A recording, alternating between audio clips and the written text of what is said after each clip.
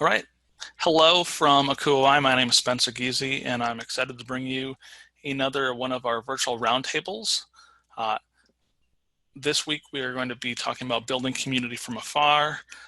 As our student experiences have changed pretty drastically in the last few weeks, we're looking for ways that we can continue to both engage them wherever they are, whether that is engaging them virtually if they're back home, engaging them virtually if they are still remaining on campus. We've got a number of excellent co-facilitators that will be able to share with us a number of approaches on what they're seeing on their college campuses. Before we get started, as always, I just want to again bring up our online resources that Akuai has been providing. We've got a number of YouTube recordings of our virtual roundtables. We've got online community threads that are dedicated to COVID-19 response and topics such as what we're discussing today. And we also have a COVID-19 resources page. We also have three outstanding co-facilitators who I'm going to have you all meet momentarily. But first, I want to just talk about our session and how it breaks down for the day. So really, we want this to be a conversation-based virtual roundtable. Audience participation is paramount in that being a success. We've got a ton of great attendees that have already joined us, so we're thrilled you're here. I'm seeing some really kind hellos on the Zoom webinar chat, so always love to see hello. And then we really want you to be a part of this webinar by using the Q&A button. So that's really where you can submit topics and questions that you have that you'd like to see discussed. Maybe it is a topic that comes up as our co-facilitators are speaking and you want to follow up on something. Maybe it's a question you have about your campus. Really, what you submit in our Q&A tab is going to help drive today's conversation. In our Q&A tab, you have the ability to pose a question. You can also upvote questions. So if you see one that's posted, you're like, I really want to see the answer to that, you can like that question and that will move it up the ranks. And the higher it is, the more likely it's going to get asked in this session. We'll try to get to as many of your questions and content areas as we can. We have about an hour dedicated to this, and time flies when we're having great content. So again, hello to everyone who's joining us. Let's take a look and make sure that our video and audio is coming through well. So you should be seeing a PowerPoint slide deck. You should be seeing some wonderful co-facilitator faces. If you are hearing us, if you're seeing us, if you could, on your computer displays, if you could use your raised hand function and let us know that's functioning well for you. Boy, that is reassuring. Excellent. So I see a ton of raised hands. I'm glad that's working. I'm going to lower those hands. We will use that raised hand function later as well. There may be a topic we discussed today, and I'll be like, hey, I would love to hear your approaches on campus. If you would raise your hand to share, that's going to be an opportunity for you to use that raised hand function, and we can call on you and actually have you speak live on our webinar. So be prepared there. So there's your preface. Again, great topics today. Let's talk about how to build community from afar. And to start, I really want to hear from each of our co-facilitators. Just if you could each introduce yourselves to the group, and then kind of the approach you're taking on your campus as we look at that topic of continue to build a community. So take it away. Dr. Tweedy, why don't we have you start? Thank you very much for having me, and thanks for the introduction, Spencer. Again, my name is Jim Tweedy, and I go by he, his, and him pronouns. And I am the Director of Residence Life and Housing at the University of Delaware, where I've been forever. I actually grew up in Nebraska and spent many years professionally in Montana, where we have social distancing down to a science from that thing. But I miss my residence halls. I miss my staff. I miss my students. I was kind of born for residence life and housing. I'm the seventh child of 15, so I kind of miss having people around during this time. One of the things that we've done and we're really excited about is we created what we call a remote RA position. And I think there's some caveats here that I probably should share. The University of Delaware, we do very much which is typical kind of the room waiver. We don't do a meal waiver. Instead, we pay a cash stipend on a biweekly check. And so we kept every one of our student staff members on their traditional stipend. And we made them kind of a second job description and offered them the opportunity to from a remote position, continue their position duties as an RA their connection with their floor. So we've asked them to each, in general, put together 2 individual catch-ups or one-on-ones with their students, of which we've redesigned the topics and the areas that we want them to address there. We've also put together a number of resources asking them to maintain some of their community floor meetings. There's even virtual study rooms and things like that, and have put together some resources and new training for that. And I wanted to, I think, also put out, I've got just this exceptional group who make up what we call our digital success team. And so they are focused during this time on looking over all the different resources that are really, and frankly, kind of overwhelming in terms of all the different success resources out there for students, for faculty. And they work really hard to kind of aggregate all the different both resources and different strategies that are being promoted, not only nationally, but within the University of Delaware as well. And then they put together training programs for our student staff, put together training programs for our professional staff in there. And we've maintained the typical supervision approach. So the residence hall coordinators still maintain the biweekly one-on-ones with each of the people that they supervise. They still maintain their staff meetings. Our mission right now in much of this is to certainly help maintain our sense of community and still enhance sense of belonging for our students. But at the same point, we're really shifted over to this idea that there are a lot of students who are going to struggle in this arena, and we have to rapidly retrain ourselves and our students on how to probe in the right way to be able to unearth some of those things, but then also how to be able to respond with resources that we're typically not as familiar with. So my digital success team is ramping up our training and being able to make sure that we're able to make proper referrals to the institution, and then also building kind of a series of connections within the University of Delaware for people who can help us in areas that perhaps in the past we've not needed assistance before. We will engage in more Wi-Fi tips and hints than we probably ever have before from on campus, and that's just a new area for us, as well as a lot more, I think, financial considerations for our students that we'll need to provide some support and help with, and even to a certain degree learning styles for students who were very successful in a group setting and are likely struggling in an individual. So those are some of the pieces that we're working on, and just trying to maintain that part of the operation, but I will also put out there that we're really trying to use this opportunity to learn something dramatically new. And I think what we've talked about is that it would be a pretty dramatic error on our part that come this fall, we return to normal. We should learn some things out of this that we can apply for our future, and we should learn some things out of this that can make us improve our service delivery and improve our student learning. So those are the things that we're really trying to, I guess, accomplish at this time. And very, very proud of our crew in this fashion. But, as we're working through a great deal of uncertainty, we're seeing a lot of innovation and new ideas out there too. So that's been a lot of fun when we got back from our forced spring break. So that's Thanks for sharing, Tim. Sure. Thank you. Newity.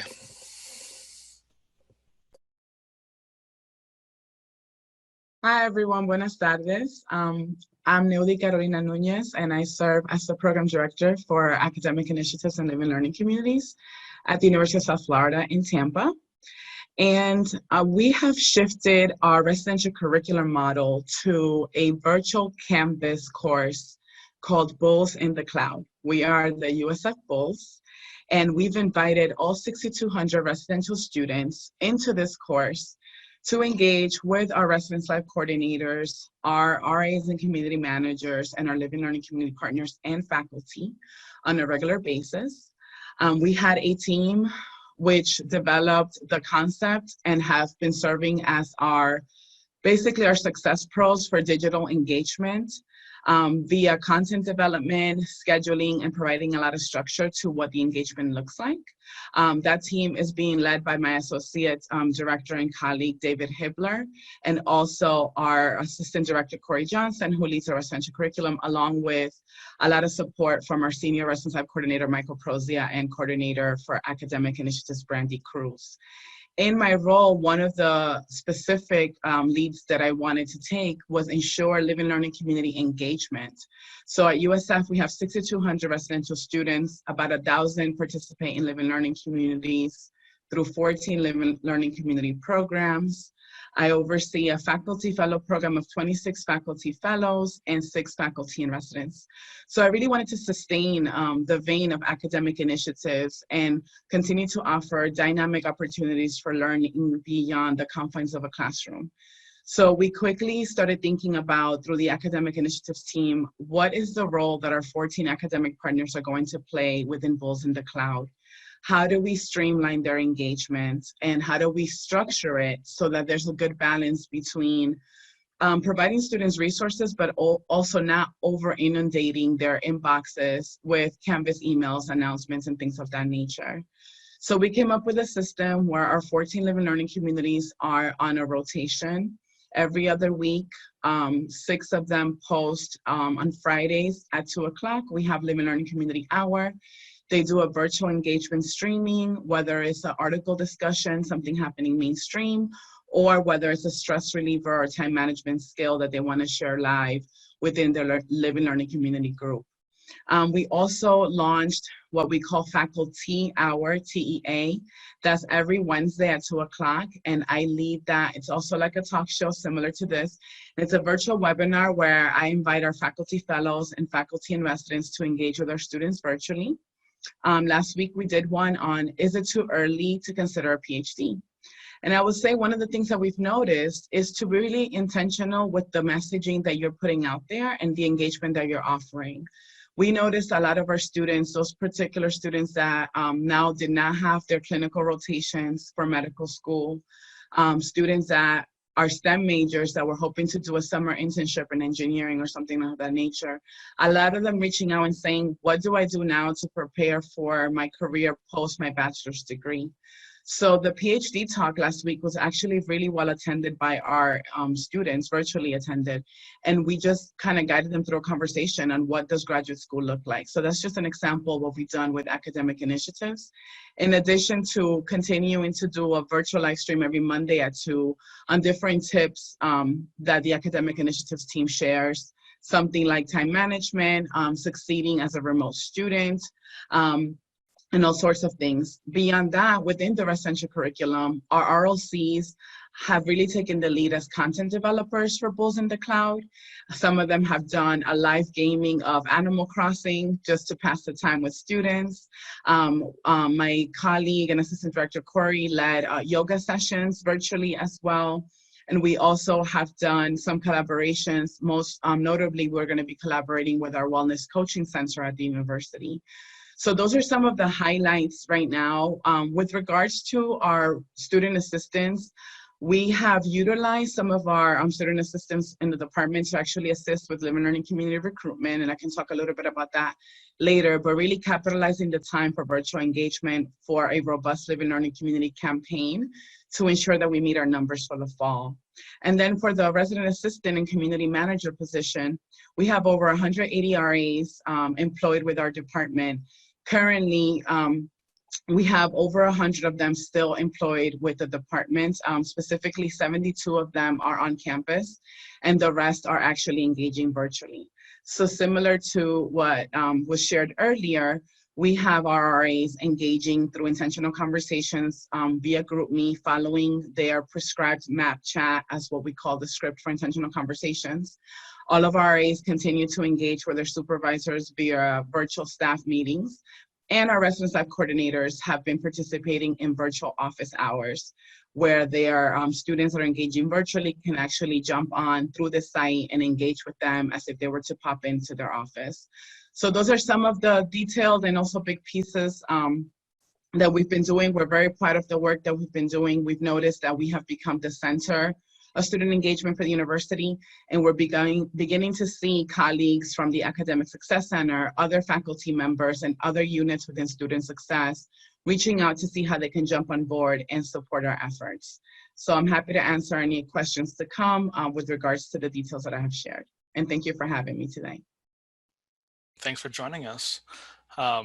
We've already got a number of questions coming in for you via Q&A, and we'll get to those in a little bit. But first, I want to hear from Ian. Hi, everyone. My name is Ian Miller. I serve as the Director of Residence Life at Central Washington University. I'm an alum of the institution, so I've been there since early 2002, started as an first-year student, RA, and continued all the way through the myriad of live-in positions to my current position as director. And so I have a unique perspective of our institutional history and some of the things that we're facing, and some of the things that we've faced historically, whether that has been SARS or H1N1 or some of the other things that have impacted the world over the several years. And so a few of the things that I'm directly responsible for, we are a quarter school, and so we have 20 residence halls, and they are all very unique. So most of our residence halls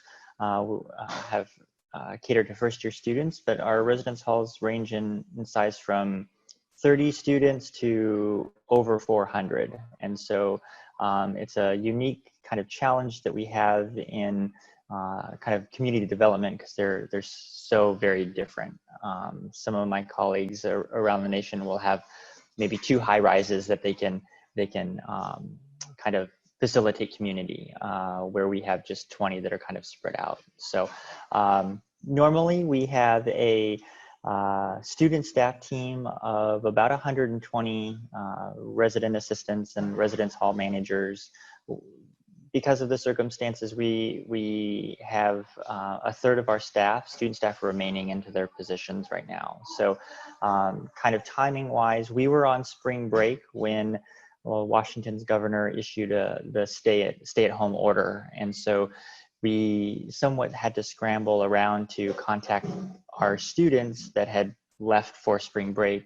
And basically it said, if you're going to come back to campus for spring quarter, you need to make that decision in like the next 48 hours, because you have to stay in place. So you've got to really kind of make a decision. And so that applied to our student staff. And so we really had to think about what that was going to mean for our community, where our student staff were at that particular point, what their means were of whether or not they wanted to come back, all of those logistical pieces. And then it was a matter of once we had that, is to then really determine who actually was physically on campus after that, to kind of better understand who we had and how can we then move forward with that virtual engagement. And so we've just essentially kind of wrapped up that process. We're putting the final touches on that, and now we're transitioning into what does that virtual engagement look like? And so it's kind of for us, it's kind of a 2-part process. It's focusing on the 200 to 300 students that we have in our residence halls, as well as looking at the broader university community. And so we have used a number of platforms, and I think we're still trying to figure out what's the best platform based on what we're trying to accomplish. So we've used everything from email to Teams to Zoom to Skype to Canvas to RoomPact. And so I think right now it's then figuring out which group is in which software. Part of our larger campus community, we've used some various apps to help communicate with students about some of the larger virtual campus engagement opportunities, such as our CW Connect app, which is an Involvio software.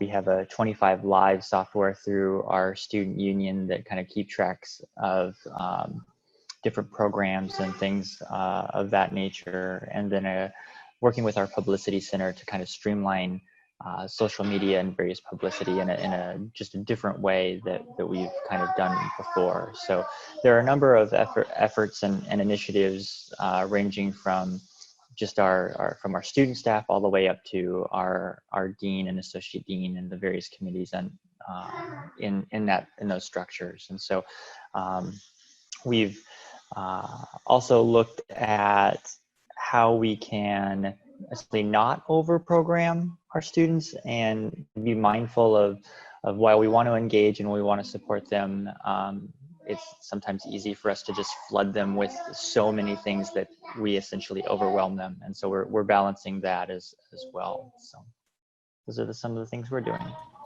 Excellent. Thank you, Ian. Thank you, co-facilitators, for joining us. I can tell you as a moderator, or I liked that. It's a talk show. I like that. We're going to stick with that. Thing I get the most nervous about is when we don't have content from the audience, and I will applaud you all, attendees. You've all been putting in some great questions in the Q&A, so keep that up as we get going. And we're going to get it kicked off. There's a couple, I'd say, rapid-fire questions. I think we can get pretty clear, quick answers on that were as follow-ups to what you all were sharing. So first up, I've got John Addy asking, how do the virtual office hours work? What kind of software are you using? How do students walk in? So Yeah, so I'll share. We're using the Canvas learning management system software platform. That's where we launched, both in the cloud. And we asked all of our residence life coordinators to determine which day of the week they could set aside a few hours to be live or logged on to both in the cloud. And once they determined it, and we made sure that, again, it wasn't overlapping or coming across as just, over programming, as has been mentioned a few times already, we then had them on a schedule. So if Spencer, for example, is one of my residents and I'm his RLC, I just post, hi, Spencer, greetings from Maple Hall community. My office hours in both in the cloud will be Tuesdays from 2 to 4. I would love to see you engage with me. And then every Tuesday I log on, my community sees that I'm live. I can choose to send a discussion post to get the conversation going with my residents, or I can just create an announcement to remind them. And they walk in by actually logging in and having a virtual chat with me via the Both in the Cloud platform. So I hope that provided some clarity. love it. Thank you for sharing. Let's see. We had Jen Garcia ask, I thought it was a great question. Can you share a sample of questions that you're asking RAs to touch on when touching base with residents? And that's for anybody in the group that can assist with that one. Sample questions that we're asking RAs to touch on when they're speaking with residents. And I will touch a little bit on that. So we have, there's actually a series of each of the kind of meetings, and it can be something as simple as just a quick what we call the one-word check-in. How's your week going? We ask, how's the time away been for you? What sort of challenges are you facing? But we also, since we're kind of a strengths-based organization as well, we'll talk in terms of, what kinds of things are they finding to be successful? What kinds of things are they doing in order to resolve problems? How are they using, for my strengths communities, certain strengths in order to be able to be successful in this? How are they maintaining connections? So it's kind of this broader overview of any challenges that, we can try to flesh out a little bit with the students. And, I don't think we're going to be able to answer all their questions, but I think our commitment to them is that we are helping understand more about their circumstances and understand more about their challenges, so that we can help pass that on to the administration so that we kind of a conduit that way. But at the same time, being able to just check how they're taking care of themselves. And for the traditional, I think we all have like a different curriculum schools here. Our traditional catch-ups, our traditional intentional conversations, or one-on-ones, whatever you want to call them, take out our old script for that and convert the script to a great deal of kind of the well-being questions, so that we can be trying to identify those pieces and look at this much more in that student support rather than more of the transmission of education. And I think the only educational component we are looking at are in some of our kind of efficacy domains in order to help them reflect about types of things that they're doing well, ways in which they're problem solving, ways in which they're succeeding, because I think part of this is to also help them acknowledge and help them recognize some of the accomplishments they're having during this time, rather than looking at everything through the lens of loss. And I think one of the things that we've talked about is, as we've looked at our intentional interactions and how we kind of change those up, going from an in-person to a virtual approach, is instead of asking residents a a direct question of like, what questions do you have, or those kinds of things. We're looking to share information with them about what a lot of the departments on campus are offering. So whether that's our library and how they can access their research materials, or how our student medical and counseling clinic can offer telehealth, or some of the other resources, even our financial aid office, how they can help with maybe reassessing a particular student's financial aid. And then by providing those resources to students, then kind of fostering questions out of those conversations, as opposed to having our staff just go in directly with a kind of a preset set of questions. And so we've been trying to get information out to our students. So we've kind of changed that approach for our staff a little bit. Great, thank you. On the call, we have Dustin Rollins. Dustin, if you could introduce yourself and then share your question with the group. Sure. My name is Dustin Rollins. I'm the Executive Director of College Student Life at the University of California, Santa Cruz. And I use he, him, his pronouns. And I'm wondering, as we are always asked to keep up with students of concern or students that are in distress, right now we're experiencing that to be much more, to be happening much more often and to a greater extent due to the current situation with COVID. And so I'm wondering, in a virtual environment, how are you still being able to maintain those connections with students of concern? And how is your staff being able to do that at the different levels?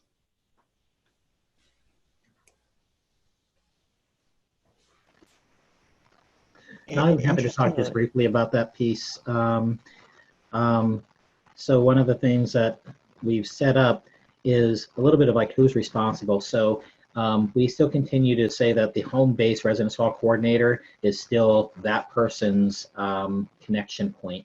And so even for the 200 or so students who have had to move to different buildings on campus, we still try to keep them connected with that person who's been working with them all year in terms of being able to help navigate some of these issues, who has the kind of background story, who has a little bit more knowledge in terms of what situations or issues that they've been facing. And so that outreach continues from that home-based residence hall coordinator. And we've been able to, I think, work it out and maintain that similar point of connection there. And our student behavior consultation team still technically meets every week. I mean, it's still on all of our books in terms of being able to help navigate and problem solve people that way. But we also, for the students that we have on campus, we recognize that there's a number of just incredibly challenging circumstances those students face, and that's the reason that many of them are with us, remaining on campus. And so we've built a bit of a different kind of on-call system where we have a 24-hour operation there and a different infrastructure in order to kind of call up problems and to be able to discuss concerns, and a different, more unique team built in that arena too, to be able to respond to the students on campus when we aren't getting nearly the kind of face-to-face contact and the type of pieces where we've typically been able to do. But I think the approach of keeping the home-based person has been pretty effective for us.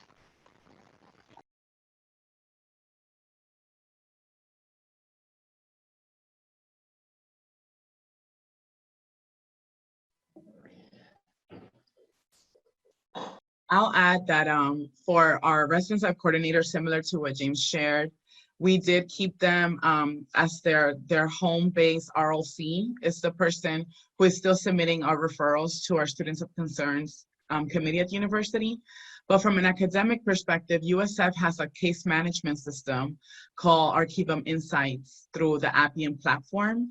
So all of our residence life coordinators, as they're tracking students' intentional conversation responses with regards to the academic transition, which has caused a lot of stress for our students, where many of them never imagined a virtual college student identity, we have been encouraging all our residence life coordinators to push up academic distress questions through our case management system, which is connected to our Office of Academic Advocacy.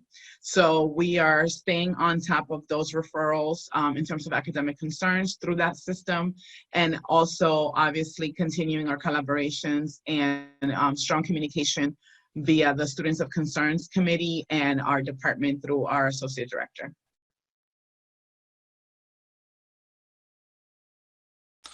Kind of as a follow-up aside, we are seeing that there's a lot of international students that are staying on our campuses. How are we keeping them connected, keeping them feeling like there's a sense of community? For many of them, that their university community may be their number one community here.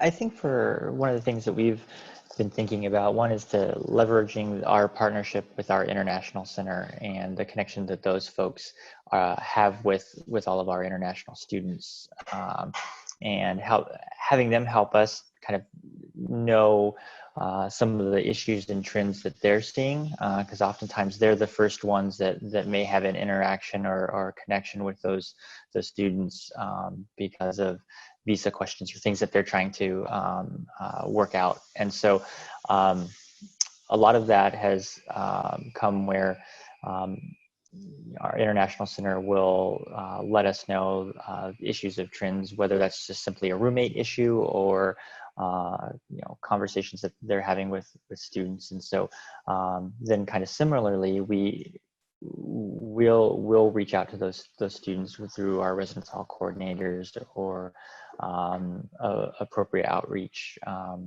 whether that's case management or whatnot. I think that we have, recognizing that we're in such an unusual situation, while at the same time trying to provide some sense of stability and I guess some sense of normalcy for our students, where we're continuing to engage them, whether that's through virtual office hours or through various programs that are happening around the university, so that way they can kind of start to get into somewhat of a routine or find how they can navigate their own particular situation, and offering ways that many of them have found to connect with their friends and family, oftentimes how they would normally do. So whether that's through line or some other avenue, encourage them to have conversations with family that may not be on campus or nearby, and that virtual connection they've often, at least on our campus, have maintained with their friends and family. And so that helps them to maintain those relationships, even if they're not on physically near one another.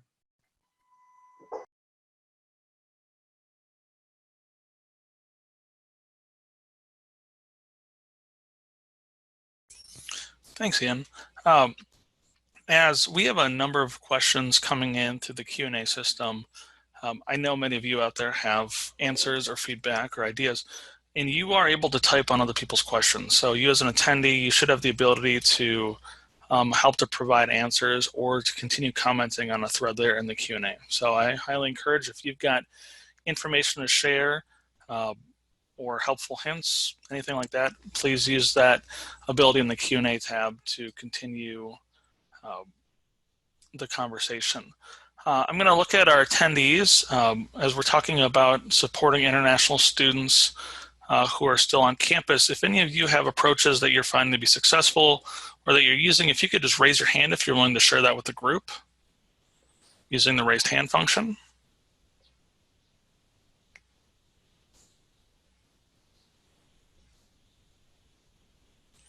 All right, I've got Jerry Adams. Jerry, if you could unmute yourself and then introduce yourself to the group and share your campus's approach, that'd be great.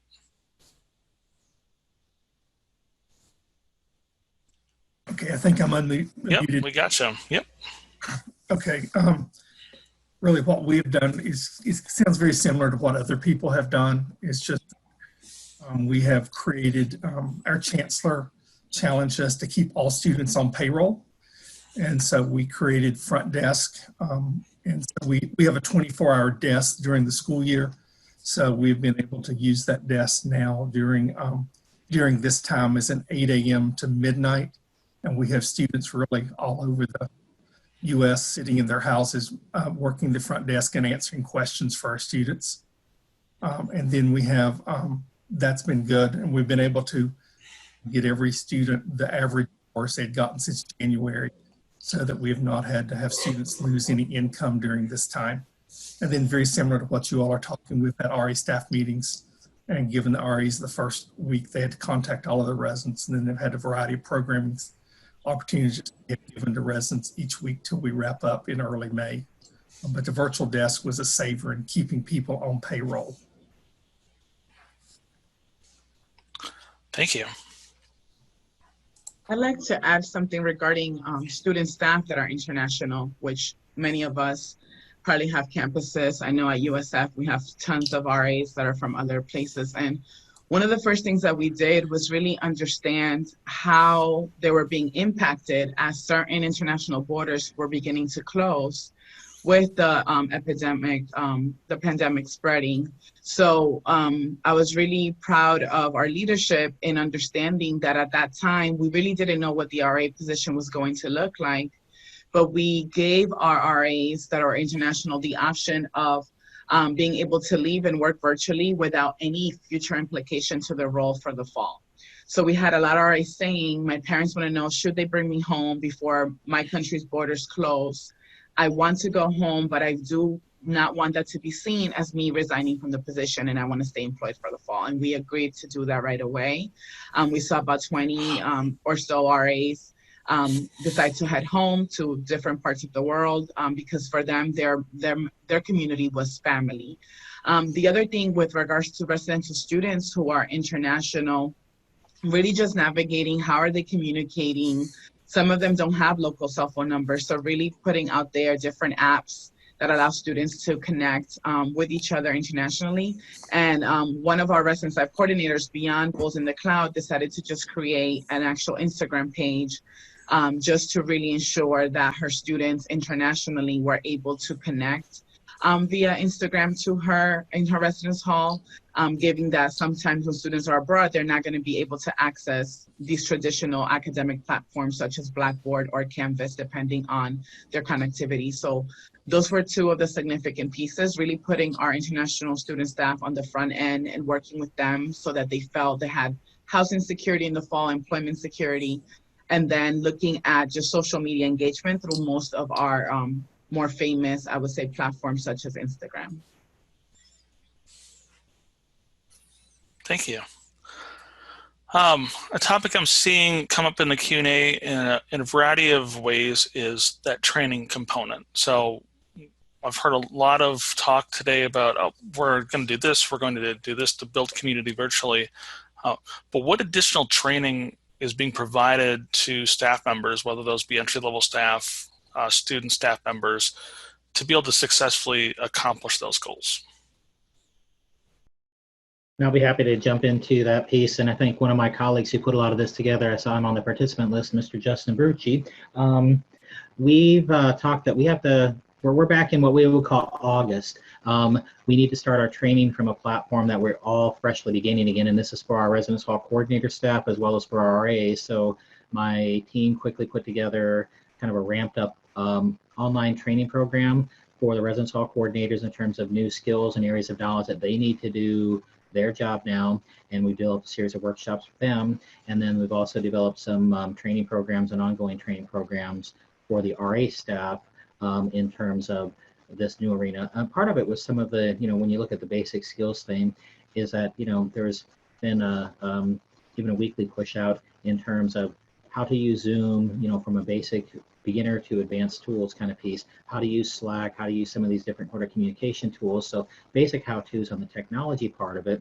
But then in terms of even the facilitation guides and the details about how to approach these conversations in a different kind of manner. And they've also put together a number of kind of digital resources, and we might call something like a programming manual, but they've been able to put together a resource guide of every ounce of things they've been able to find at the institution. What are the different, how has the library responded to this? What are their different resources that they have now? What are we doing about fines for books and all that kind of stuff? So they've been able to kind of capture this and Unfortunately, no. I think I'm holding it in front of me. What am I on page? About 30 pages so far, so it's not so bad. But it also has different tips and techniques from our academic enrichment area, how we do virtual tutoring now, and all those different kind of things, so that I don't have to have 20 or 30 staff members all trying to search and find all the materials, that I've got that kind of dedicated team of 5 who have each tasked themselves with a different branch of resources, and then a different branch of being able to train our staff in there. And it's also changed, I guess, a certain component of even how we're doing our normal staff meetings have to be part of that training component as well. So the training piece, I'm feeling actually really comfortable with. That I think our crew has identified areas of new knowledge and skill that each of our staff members need, and they've been able to break that down into fairly digestible pieces and have a plan for the next several weeks about how we'll do that. And we don't close until, I mean, our school year is not done until May 30th, so we still have a little ways to go. For our Live and Learning community partners, we meet monthly with them as part of a Live and Learning Community Council. And I utilized one of our meetings in March to do a virtual training on Bulls in the Cloud. We created a facilitation guide for their engagement for Bulls in the Cloud. It had specific screenshots of how to navigate the actual campus site. We walked them through how to post into their respective Live and Learning community groups. And we just had everyone virtually, as we moved, just participate on training. We answered questions. We emailed the facilitation guide about 2 hours ahead of time and had them review. And we're just answering questions very organically, similar to, to this format. That was really helpful. It provided them the tools that they needed and gave me space to not have to be so hands-on, not only in ensuring their engagement, but I did not have to do a lot of the content development, nor ensure that the students were being engaged, because we gave them all the tools up front. And very clear expectations, I think, are our key partner whenever you launch something new, along with the facilitation guide and the training, just really providing structured expectations and check-in points. For our faculty and residents, I hosted one-on-one training sessions with them. Luckily, because we were using Canvas and most of our faculty uses Canvas to teach, it was just a matter of having them figure out that now this tool wasn't just a teaching tool, it was an engagement tool. So again, virtual one-on-one training sessions with the faculty, and utilize that opportunity to touch base with them and also just generate some of the programming ideas that they felt that they wanted to push through. Some of them said, I don't use Canvas on a regular basis. So if you're moderating, just put me on the screen. And some of them said, oh, do you know what this feature looks like? And then I've invited them to also train their peers with some other cool features through Canvas. So really maximizing the resources and leaning into peer support so that the training is consistent, efficient, and pretty streamlined, not only for the members of our department, but for the academic partners that we were expecting to engage with our students. Thank you.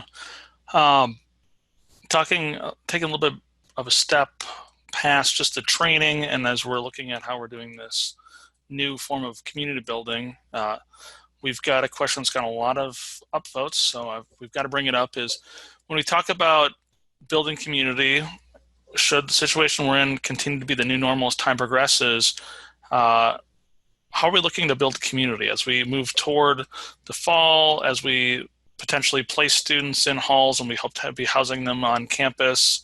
Are there approaches we're learning now that we hope to put into practice in the future?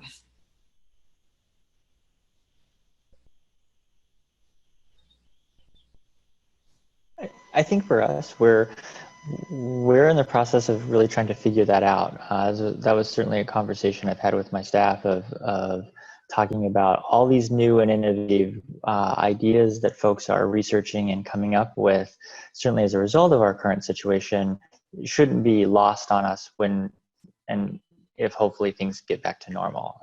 That we should take what we're learning and how we're applying engaging students, whether that's virtually or through other means, because we know that our student demographics are changing. And so this is in some way has kind of forced us to think outside the box. And certainly while we would want to do that perhaps other situations, I think that this kind of looking to the positive has helped us look at even some of the current tools that we were using, but maybe not using to the fullest extent. And so, for example, this year we signed up and been using RoomPact, and it has allowed us to have conversations about how do we use some of that software in a new way, given our current situation.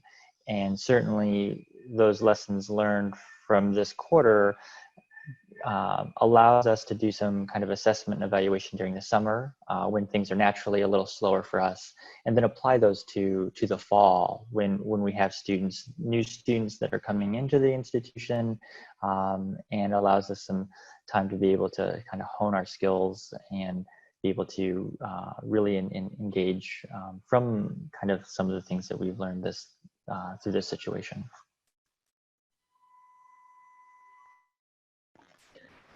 One of the things that we've talked a lot about was, I think when I started this initially, the idea that we really need to learn how to use this as an opportunity for change. All of us have worked for some time, and we always look at this idea of the length of time it takes to make change in higher ed. Given the complexity and the suddenness and the dramatic changes we're facing, before we get back to normal, I really want us to reflect what was essential about our work, what was the most important things we did in terms of the in-person, and what are some other ways we can either become more efficient or even more effective. I look at things as simple as upper division floor meetings. Past October, we recognize that the attendance is not very good there. The students are scattered all over campus. And the same part, we talk about things like universal design. Why don't I have transcripts from my floor meetings? Why don't I have course capture? Why don't I have other ways for people to engage in the content differently than packing into a floor lounge? So I think it gives us a chance to question a lot of the strategies we had. I think we might be able to find some real improvements here. So part of what I've asked our team to do, which we generally pride ourselves in, is during this period, let's do so much trial and error and experimentation, and let's fall on our face a whole pile of times now so that we can have some new ways to approach this. And right now, my gosh, I'm hoping we get to open our halls in the fall.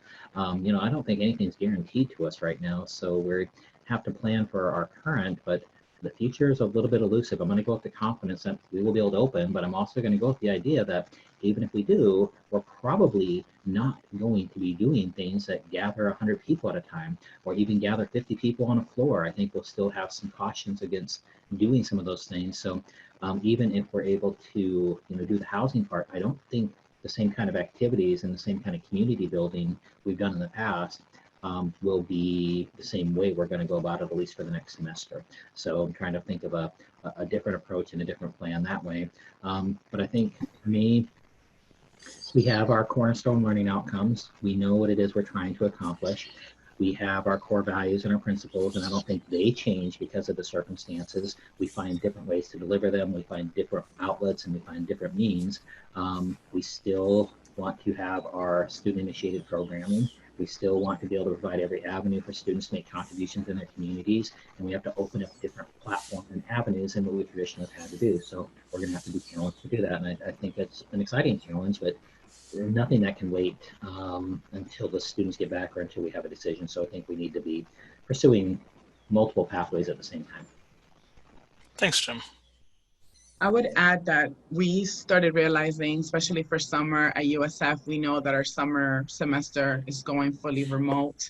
So the decision has been made to create a summer engagement team. They will be taking the lead on how we welcome our summer B students to our residence hall communities in a virtual way. And that team is going to be working very closely with our residential curriculum committee and also myself with academic initiatives and just reshifting. So over the summer, some of the things that we would do would be a lot of experiential learning opportunities. We will take students that are summer B admits to different parts of Tampa Bay, different museums. Faculty will accompany them. So now I'm just developing a curriculum on what would a virtual tour of a historical site or a popular site here in Tampa look like? How do we actually stream that so students still have this idea of what Tampa may be, especially if they were students that were intending to live with us summer B and fall. Now we're saying, wait, you might not be here until August or September. So that's one of the things that we're looking at. With regards to living learning community engagement, I'm utilizing a lot of data pieces from our living learning community application to develop a living learning community student profile. What is the typical living learning community student at USF, and what do they expect when they arrive on our campus? So I'll be working with our assessment committee to develop a profile that can then help us develop a living learning community curriculum. I'm calling it like a pre-college curriculum, where we'll have living learning community partners do a virtual welcome a few weeks before the fall semester starts, and already starting to think about what would a virtual pre-welcome on campus look like, even if the students actually move in the fall. I think what we need to be prepared for is that some of our students may expect the same level of engagement, whether they live on campus or not. So I will echo what James was saying about being proactive and not waiting for the university to make the decision. Just start front loading some strategies, keep tabs with data, you know, how many students are engaging through this virtual opportunities, and what is really hitting the mark, and what can you let go of. The last thing that I'm seeing that it's a privilege is to see our staff be content developers for learning. We all love to really highlight that we are scholar practitioners in residential education. And I am so proud of the team at USF and how much the residence life coordinators are content developers of things that they're just passionate about, you know, whether it was formal training through a housing career or experiences from life, and how they're actually utilizing that to translate to student engagement. So I think it's a wonderful time to capitalize on those skills and passions that we normally don't really explore, because our trainings are pretty standard when we think about it. But now people are coming out and saying, did you know I have this skill set? Can I share this? So it's been wonderful to create a culture of scholar practitioner application of skill through this virtual student engagement model. Absolutely. Last question I would have for the group, and really this question hit home as a former res life practitioner, the consideration of closure. So we're thinking to the future, we're trying to build the community right now, but at the end of this term, you know, are we considering how can we wrap this up? How can we create closure for students on their year? Maybe it's their last year, maybe it's their last year as a student staff member, so last year as a graduate student, or they're just wrapping up their first or second year living on campus. What are some ways that you're already anticipating to help create those closure events as we move toward the end of a term? I'll be quick with this one. We obviously were not able to do our end of the year residential banquet, our student leadership banquet. So the decision was made to pull all of our RA rosters to see all of the seniors that we have on campus. And we're going to be mailing them like a certificate of recognition, graduation cords, although there won't be a graduation, they're going to be receiving those via mail at home. And through the banquet, we do a nomination process. And my colleague who's leading that has decided to still order the awards, still provide a certificate along with the awards to recognize the team. So I think for our senior student staff members, that's going to be a welcome surprise and something that still kind of closes out at least a year as a residential education staff member.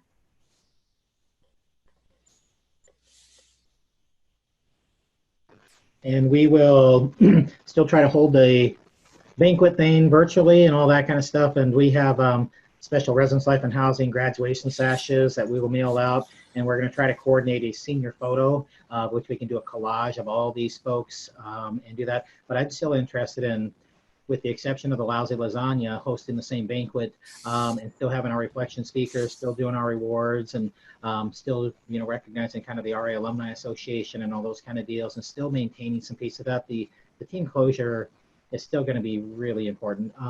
We also had to, I think, carve out some roles for what we call our promotional positions. These are like our senior RAs, the office managers, all those kind of folks who have been retasked to do weekly morale and recognition pieces, because I don't know about any of you. I could, in the old days, walk out of my day pretty energized, even if I had 8 to 10 meetings and I had all kinds of interactions. When I'm on Zoom all damn day and I'm on video all day, I walk out of these days pretty damn tired. So even for the classes I teach, I've contracted, what I call Zumba instructors, and they are required to every 30 minutes or so run us through a physical or a mindfulness activity and those kind of things. So we try to put in, for some of this long online days, a few of those well-being things. And any of my staff would laugh at me for even saying that, because I'm not typically known for my wellness kind of stuff. However, I've been finding it really important with this online piece to be looking at ways to continue the morale and motivation piece, as well as even just physically moving around. And I think for us, it's continued to call into question just how we recognize our staff for the work that they do.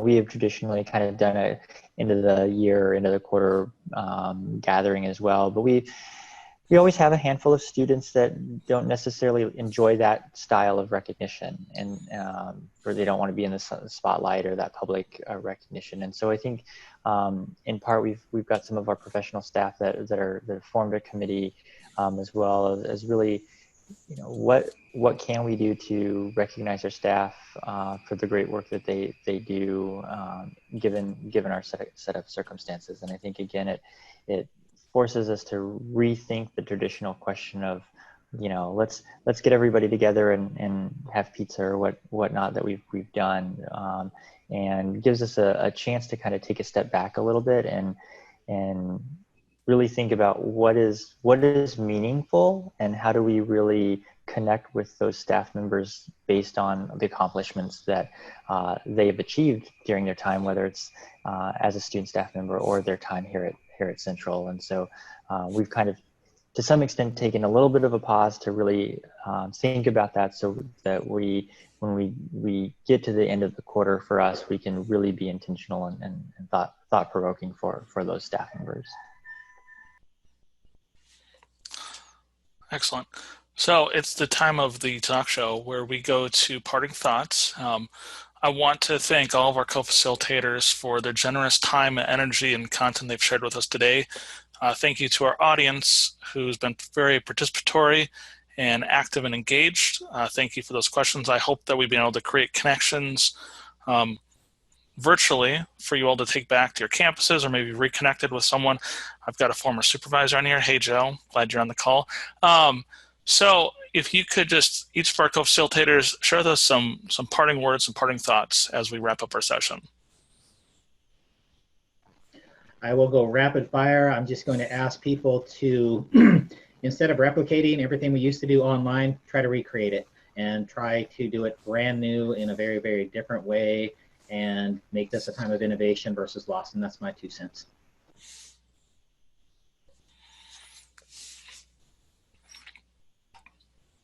I would say stay positive and encouraged. Don't be intimidated by technology.